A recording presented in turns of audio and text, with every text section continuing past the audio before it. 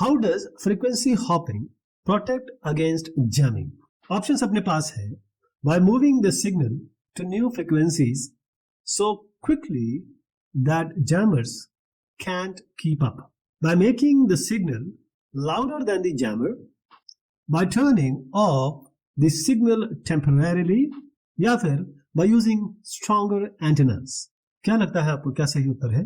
बिल्कुल सही, option A, by moving the signal to new frequencies so quickly that jammers can't keep up। किस तरीके से frequency hopping jamming के against काम करती है, बचाती है आपको। अब कल्पना कीजिए, इमेजिन करिए कि आप हाइड एंड सीक, आंख मिचौनी खेल रहे हैं। एक बहुत बड़ा प्लेग्राउंड है, खेल का मैदान है। एक आदमी, एक पर्सन जिसे हम सीकर कहेंगे, वो आपको ढूंढने की कोशिश कर रहा है ताकि आपको टैग कर सके, छू सके, कह दे छू।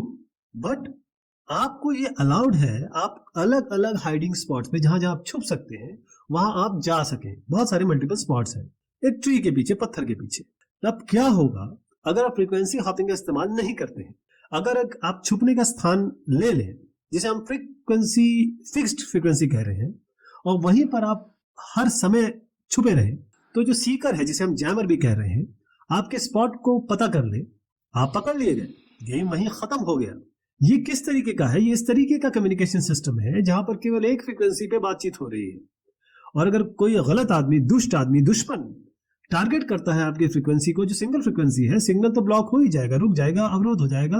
अब यही चीज आप समझिए, जब फ्रीक्वेंसी हॉपिंग का आप इस्तेमाल करते हैं तो एक ही जगह पे छुपने के बजाय आप अपनी जगह चेंज करते रहते हैं, एक स्पॉट से दूसरे स्पॉट, किसी भी रैंडम पैटर्न में, मतलब बेतरतीब तरीके से आप पैटर्न चेंज कर रहे हैं।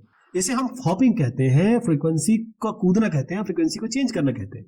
अगर सीकर या जैमर आपका स्पॉट चेक करता है और उसको ब्लॉक करने की कोशिश करता है, तो आप तो वहां से पहले ही निकल गए और कहीं और छुप गए, आप कहीं और आप छुप गए, यानी कि अपनी जगह चेंज कर ली।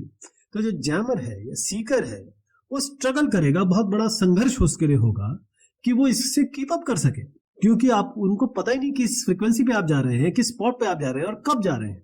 तो एक वायरलेस कम्युनिकेशन में जो आपका यंत्र है, डिवाइस है, जैसे वॉकी टॉकी, ब्लूटूथ, या मिलिट्री रेडियोस, ये सारे के सारे प्लेयर्स हैं, खिलाड़ी हैं।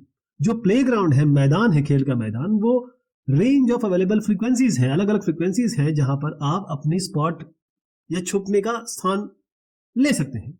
जो सीकर है, खोजने वाला है, वो एक जैमर है, आपके कम्युनिकेशन को ब्लॉक करना चाहता है, रोकना चाहता है। तो जब आप अलग अलग फ्रीक्वेंसीज के बीच में कूदते हैं या हॉप करते हैं या चेंज करते हैं, तो कम्युनिकेशन आपका सुरक्षित रहता है, सिक्योर रहता है, अनइंटरप्टेड रहता है, अबाधित रहता है। अगर कोई फ्रीक्वेंसी जैम भी कर दी जाए तब भी।